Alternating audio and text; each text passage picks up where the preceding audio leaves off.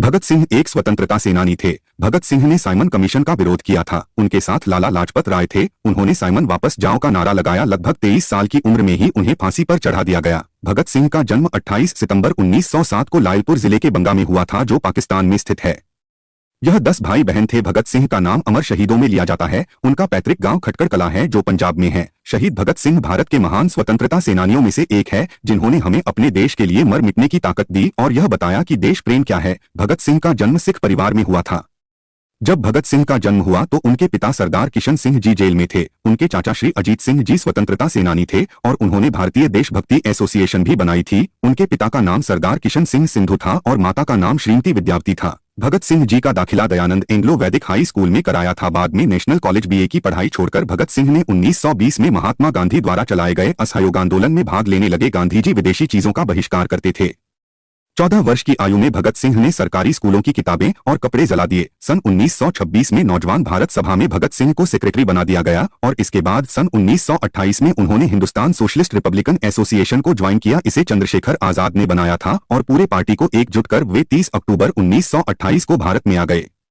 उन्होंने Simon commission का विरोध किया। उनके साथ लाला लाजपत राय थे। वे साइमन वापस जाओ के नारे लगाते रहे। इस आंदोलन के चलते उन पर लाठीचार्ज किया गया। इसमें लाला लाजपत राय बुरी तरह से जख्मी हो गए। उनकी मृत्यु हो गई। लाजपत राय की मृत्यु होने के कारण देश की आजादी के लिए हो रहे आंदोलन और भी ज्यादा तेजी में आ गए। लाला लाजपत राय की मृत्यु से भगत सिंह और उनके पार्टी को गहरा झटका लगा। अंग्रेजों से बदला लेने की ठान ली और फिर उन्होंने अंग्रेजों को मारने का प्लान बनाया। उन्होंने अंग्रेजी पुलिस अधिकारी स्कॉट को मारने का प्लान बनाया, लेकिन गलती से उन्होंने असिस्टेंट पुलिस सॉन्डर्स को मार डाला था।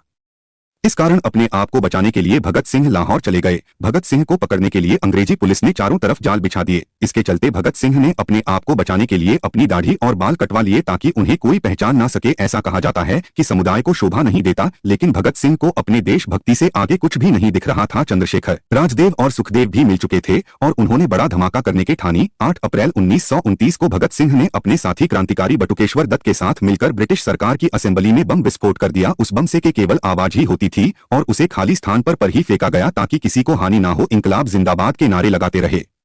भगत सिंह जी अपने आप को एक शहीद बताया करते थे और उनके देश प्रेम को देखकर यह साबित हुआ कि वे एक क्रांतिकारी थे और उनकी मृत्यु वह मरे नहीं बल्कि अमर शहीद हो जाएंगे। भगत सिंह, राजगुरु सुखदेव पर मुकदमा चला। उन्होंने फांसी की सजा सुनाई गई, लेकिन फिर भी वे तीनों अदालत में इंकलाब जिंदाबाद के नारे लगाते रहे। जेल में भगत सिंह के साथ अन्य भारतीयों के साथ व्यवहार नहीं किया जाता था। उसने बहुत यातनाएं सहनी पड़ती थी। इस दौरान उन्होंने एक पुस्तक भी लिखी, वाई आई एम एथियस्ट। सन 1930 में भगत सिंह ने किताब लिखी। 24 मार्च 1931 फांसी दी जानी थी, लेकिन देश के लोगों ने उनकी रिहाई के लिए प्रदर्शन करने शुरू कर दिए। इसके चलते ब्रिटिश सरकार को डर लगने लगा कि अगर भगत सिंह को रिहा कर दिया गया तो वे सरकार को जिंदा नहीं छोड़ेंगे। लिए 23 मार्च 1931 की शाम 7:33 पर भगत सिंह और उनके साथियों सुखदेव, राजगुरु को फांसी दे दी गई। जाने से पहले वे लेनिन जीवनी पढ़ रहे थे। उनसे उनकी आखिरी इच्छा पूछी गई। उन्होंने लेनिन की जीवनी पूरी पढ़ने का समय में मांगा। कहा जाता है कि जेल अधिकारियों ने जब यह सूचना दी गई कि अब उनकी फांसी का वक्त हो गया है तो उन्होंने कहा था, ठहरिए, एक क्रांतिकारी को दूसरे क्रांतिकारी से मिलने दो। 1 मिनट के बाद छत की ओर पुस्तक को उछालकर बोले, ठीक है, अब चलो। फांसी पर जाते समय तीनों क्रांतिकारी मस्ती में मग्न होकर गीत गुनगुना रहे थे। मेरा रंग दे बसंती चोला, मेरा रंग दे।